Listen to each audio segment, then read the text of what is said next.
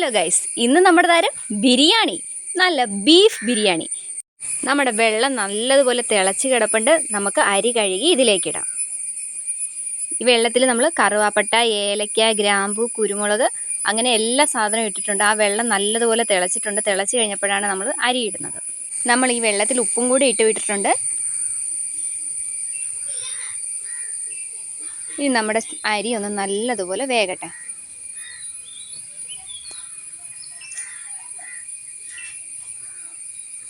നമ്മുടെ ചോറ് ദമ്മിലിടാൻ പാകമായിട്ടുണ്ട്. നമുക്ക് ഈ ചോറ് കോരിയെടുക്കാം.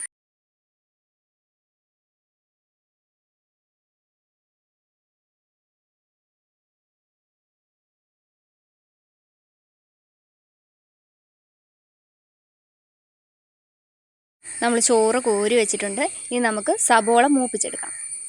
നമ്മളതിന് ചട്ടിയിലേക്ക് ഡാൽഡ ഒഴിച്ചു കൊടുത്തു. ഈ ഡാൽഡയിൽ വേണം നമ്മൾ സബോള നല്ലതുപോലെ പൊരിച്ച് കോരിയെടുക്കാൻ.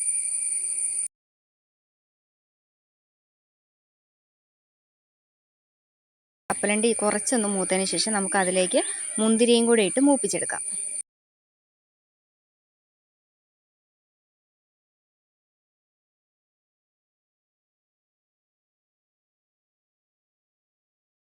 നമ്മുടെ കപ്പലണ്ടിയും മുന്തിരിയും സബോളയും നമ്മൾ പൊരിച്ചു കോരി വെച്ചിട്ടുണ്ട്. ഇനി നമുക്ക് ചോറ് തമ്മിലിടാം. അതിന് നമ്മൾ ഉരുളിയിലേക്ക് കുറച്ച് നെയ്യ് ഒഴിച്ചു കൊടുക്കുക. നമ്മുടെ അടുപ്പിൽ നമ്മൾ വെച്ചിരിക്കുന്ന കനലുണ്ട്. അടുപ്പിൽ ആ ഒരു കനൽ ചൂടി വേണം നമ്മൾ ഉരുളി വെച്ച് അതിലേക്ക് ആദ്യം നെയ്യ് ഒഴിച്ചു കൊടുക്കാം. നെയ്യ് ഒഴിച്ചു കൊടുത്തതിന് ശേഷം നമ്മൾ കുറച്ച് ചോറ് അതിലേക്ക് കൊട്ടിയിടാം.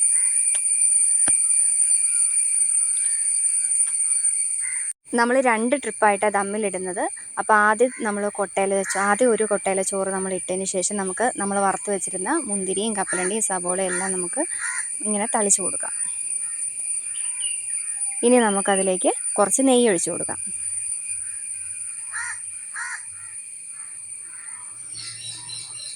ഇനി നമുക്ക് അടുത്ത കൊട്ടയിൽ കോരി വെച്ചിരിക്കുന്ന ചോറ് ഇട്ടിടാം.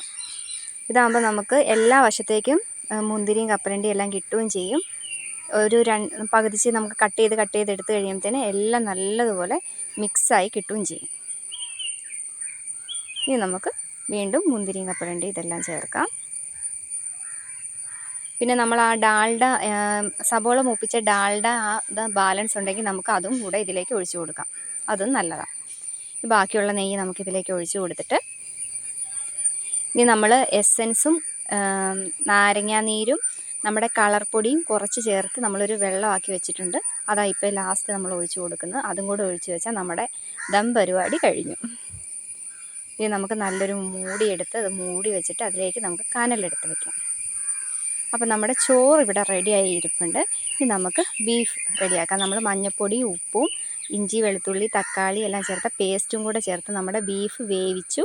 ഇനി അതിലേക്ക് നമ്മൾ സബോള മൂപ്പിച്ച് പൊടികളൊക്കെ ഇട്ട് ഈ വെന്ത ബീഫ് അതിലേക്ക് ഇട്ടിട്ട് വറ്റിച്ചെടുക്കുക ചെയ്യുന്നത്. നമ്മുടെ ബീഫ് അവിടെ ഇരുന്ന് വറ്റുന്ന നേരം കൊണ്ട് നമുക്ക് പപ്പടം പൊരിച്ചെടുക്കാം. അങ്ങനെ നമ്മുടെ പപ്പട പരിപാടി കഴിഞ്ഞിട്ടുണ്ട് ഗൈസ്. ഇനി നമുക്ക് കച്ചമ്പറ് റെഡിയാക്കാം.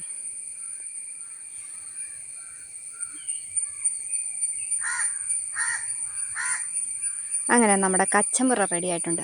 ഇനി ഇതെല്ലാം കൂടെ കൂട്ടി നമുക്കൊരു പിടി പിടിച്ചാലോ?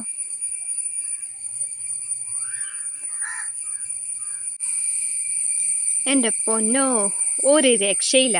അപ്പം വീഡിയോ ഇഷ്ടപ്പെട്ടാൽ ലൈക്ക് ചെയ്യാനും ഷെയർ ചെയ്യാനും സബ്സ്ക്രൈബ് ചെയ്യാനും മറക്കല്ലേ.